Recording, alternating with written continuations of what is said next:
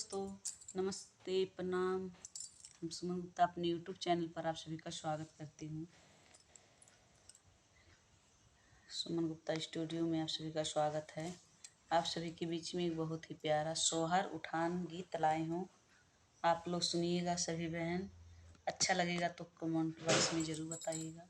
Video को आगे बढ़ाइएगा, share कीजिएगा, लाइक सब्सक्राइब करिएगा। अपना दुलार प्यार जरूर दीजिएगा इस बहन को। अग्नि से बोली है नाना दिया कगन हम ले बई, कगन हम ले बई हो। भौजी तो हरे जे भय हैं लला नवा, कगनवा हम ले बई, कगनवा हम ले बई हो। भौजी तो हरे जे भय हैं ललनवा, कगनवा हम ले बई, कगनवा हम ले बई हो।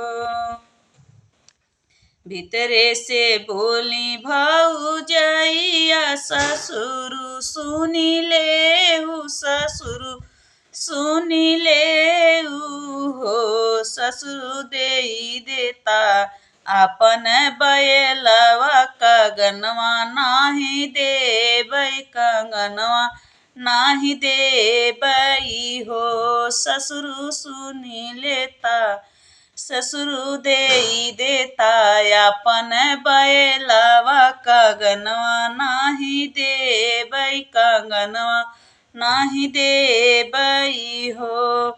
अग्नि में नाच नाना दिया बैल नाही ले बई, बैल नाही ले बई हो। अग्नि में नाच नाना दिया बैल नाही ले बई, बैल नाही ले बई हो। भौजी ले बई तोहरो कंगनवा, भतीजवा खेलाई बे हो।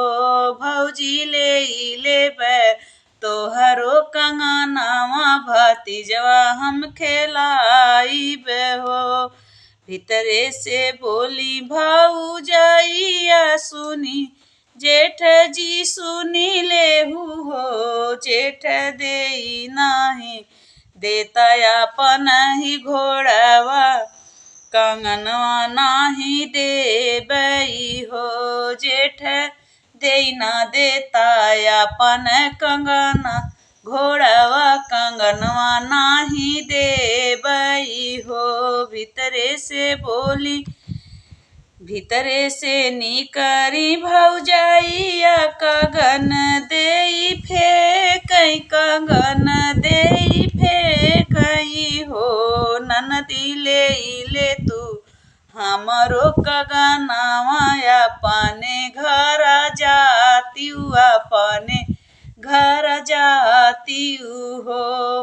ननदी ले तू हमरो कगनवा, अपने घर जातियु, अपने घर जातियु हो।